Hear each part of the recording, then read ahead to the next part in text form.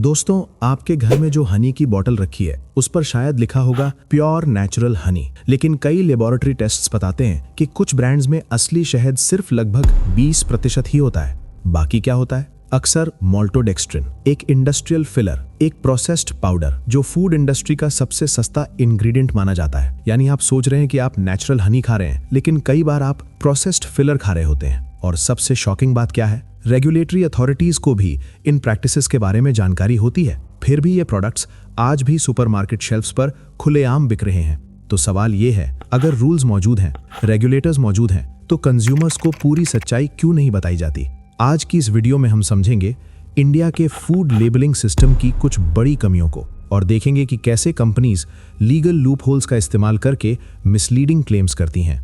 2022 में भारत में एक front of pack star rating system लाने की योजना बनाई गई थी। इस सिस्टम के अनुसार फूड प्रोडक्ट्स को 0.5 से 5 स्टार्स तक रेटिंग दी जानी थी। जितने ज्यादा स्टार्स उतना ज्यादा हेल्दी प्रोडक्ट। आइडिया सिंपल था, सुपरमार्केट में खड़े खड़े ही कंज्यूमर समझ सकें कि कौन सा प्रोडक्ट कंपैरेटिवली बेटर है। लेकिन समस्या ये है कि आज तक ये सिस्टम पूरी तरह लागू नहीं हुआ। मैगी के पैकेट पर, चिप्स के पैकेट पर, सॉफ्ट ड्रिंक्स पर कहीं भी स्टैंडर्ड स्टार रेटिंग दिखाई नहीं देती। यही वजह है कि फरवरी 2026 में सुप्रीम कोर्ट को इंटरवीन करना पड़ा। कोर्ट ने FSSAI को निर्देश दिया कि front of pack warning labels को जल्दी लागू किया जाए ताकि कंज्यूमर्स को क्लियर इन्फॉर्मेशन मिल सके। फूड इंडस्ट्री में एक और कॉमन स्ट्रैटेजी है प्रीमियम क्लेम्स का इस्तेमाल। हनी प्रोडक्ट्स पर अक्सर बड़े दावे लिखे होते हैं, pure Himalayan honey, raw honey, organic Honey.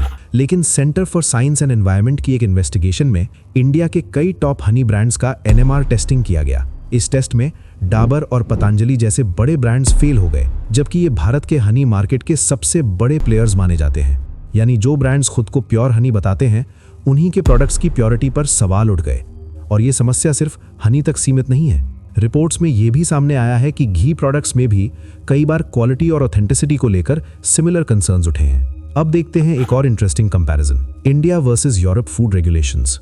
2026 में इंडिया और यूरोपियन यूनियन के बीच एक फ्री ट्रेड एग्रीमेंट साइन हुआ, लेकिन स्टैंडर्ड्स में काफी डिफरेंसेस हैं। उदाहरण के लिए टाइटेनियम डाइऑक्साइड, जिसे अक्सर कलर 171 के रूप में सूचीबद्ध किया जाता है। ये एक फूड एडिटिव है जो प्रोडक्ट्स को सफेद और अट्रैक्टिव दिखाने के लिए इस्तेमाल होता है। यूरोप में इसे बैन कर दिया गया है क्योंकि स्टडीज में कहा गया कि DNA डैमेज की संभावना को पूरी तरह नकारा नहीं जा सकता।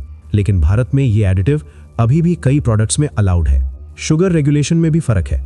यूरोप में चिल्ड्रंस फूड के लिए स्ट्रिक्ट शुगर लिमिट्स हैं, लेकिन भारत में कई कंपनीज मॉल्ट एडिटिव्स के जरिए इन लिमिट्स को बाईपास कर देती हैं। और कई बार सिचुएशन ये होती है, same company, same product category, लेकिन अलग अलग देशों में अलग स्टैंडर्ड्स।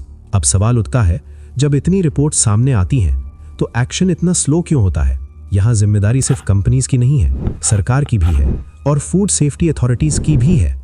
अगर रूल्स बनते हैं लेकिन प्रॉपरली लागू नहीं होते, तो कंपनीज नेचुरली लूप होल्स का फायदा उठाती हैं। और सच कहें तो कंपनीज को मार्केट समझना आता है। उन्हें पता है कि एवरेज कंज्यूमर लेबल ध्यान से नहीं पड़ता, इसलिए कई बार कंपनीज वही करती हैं जो बिजनेस के लिए सबसे प्रॉफिटेबल होता है।